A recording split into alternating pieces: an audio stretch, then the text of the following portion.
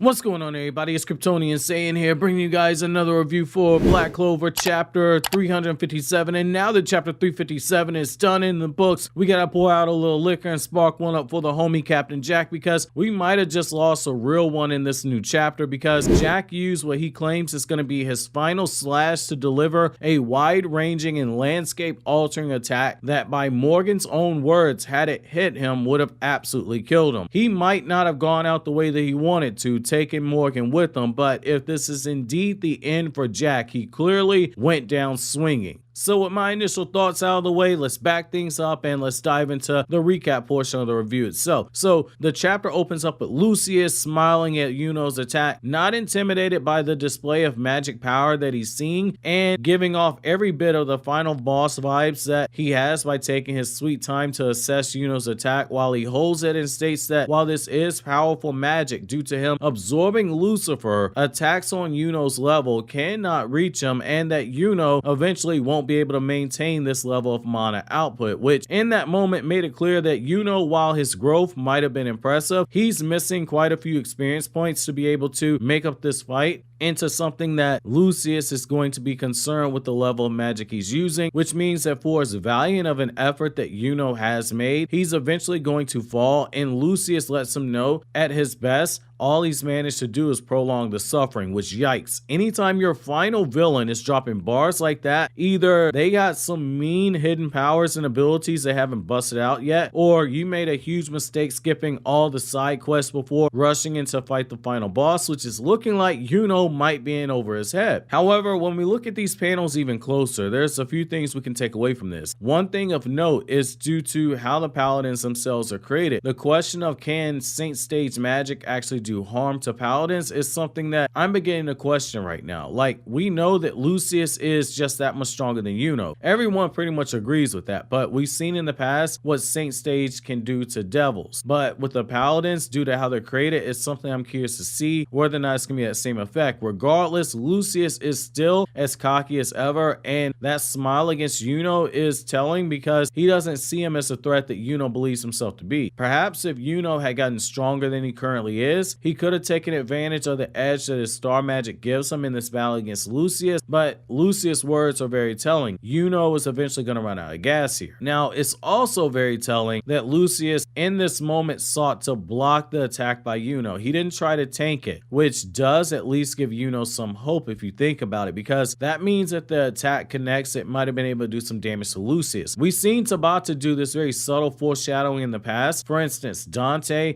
had no problem taking the attack from Yami because he knew he could regenerate, but with Asta, in particular with this anti-magic, Dante knew there was a chance he wouldn't be able to regenerate nearly at the speed that he would have been able to if he took attacks like Yami, hence why Dante tried to dodge some of Asta's attacks. All signs are pointing here that Yuno might have the tools, something that Lucius low-key acknowledged last chapter, but he isn't on the level where he can pull out a victory, at least not on his own. While Lucius' hand is shaking when he stopped Yuno's attack, I think it was less that Yuno's attack was just that strong that it made Lucius strain, and more so that that particular spell itself caused Lucius' hand to vibrate. However, it is worth noting when you look at it very closely, Yuno isn't shaking at all, implying that Yuno has another gear in him, because if you look closely, he isn't straining like Lucius is. It's going to be very interesting to see how Tabata plays this in the future. Meanwhile, after Yami gets Jack to safety, which it should be worth noting, it appears as if William was able to close Jack's wound almost completely. Yami is staring down at Morgan, and we get a flashback to Captain Jack when he first meets Yami, and he takes note of the fact that had Yami truly wanted to, he could have destroyed his eye if he actually felt like it, and we see that Yami during that time is still a member of the Grey Deer, and that he and Morgan were being hailed as generational talents during that time, which is something that catches Jack's attention and makes him want to challenge Yami again someday. We then see the first sign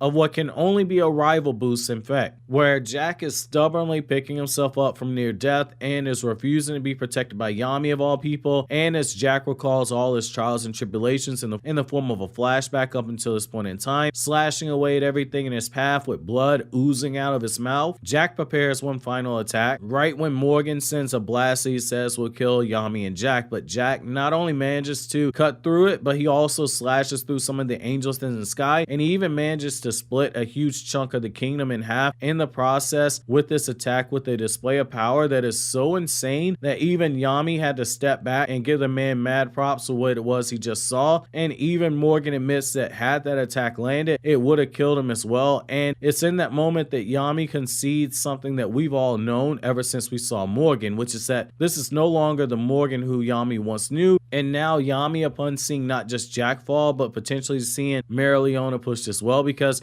it looks as if she's lost her arm in that battle against Morris, Yami has to dig down deep in order to lead that counter assault against the Paladins, especially with Yuno putting so much out there against Lucius. Now, it's really worth noting that Jack is on the ground following that final attack and his grimoire is disintegrating, so it does look like Tabata actually went through with killing him. But as this is a rule in shonen, until you see the body and you get verbal confirmation the character's dead, watch out, because Oda and Mashima and Tabata, they will pull a fake out death on you if you don't watch it. But I do think this is Tabata pulling the trigger right here. This feels like this is a death suitable for Jack. So I think the first thing we can definitely take away from this chapter is that after going out like this, Jack really needs to stay dead, because this is a bloody brilliant send-off for his character. I know it's a tricky position to be in because Jack in theory could be added to Lucius' army and he'd be a big problem for everyone if this ended up being the case, because as we just saw, Jack is plenty powerful, and as a paladin he'd be even stronger. But the fact that we got a semi-relevant good guy out of the picture right now, and we have Mereoleona losing her arm at the end of the chapter, it feels like we're raising the stakes again. Now, Damatio dying, that's one thing. It was a shock when it happened, and it was a great introduction for Lucius' character, but Jack was a character that we've been around for such a long time in this series that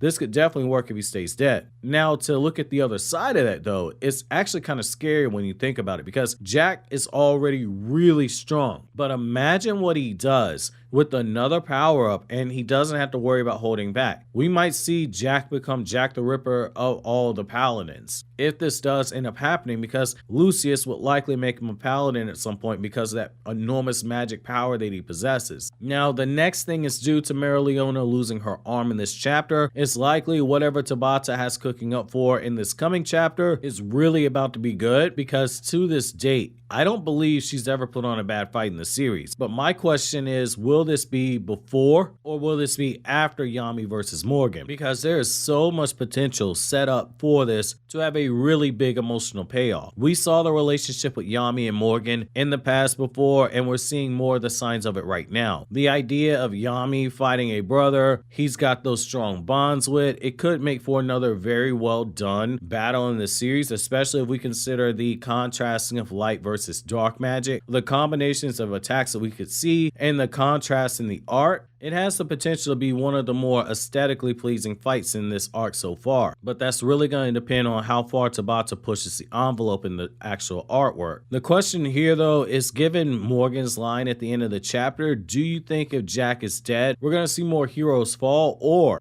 will Jack be the only one of significance and the rest will actually just be fodder? Before we get out of here, I do want to apologize for the sound of my voice right now. I'm dealing with a nasty fever, sore throat, and fatigue. I tried to rest up before recording this. So if you were listening to this and you thought that like, hey, his voice sounds off, this is absolutely why. And also, before you get out of here, don't forget to check out these other anime videos you see on the screen right now.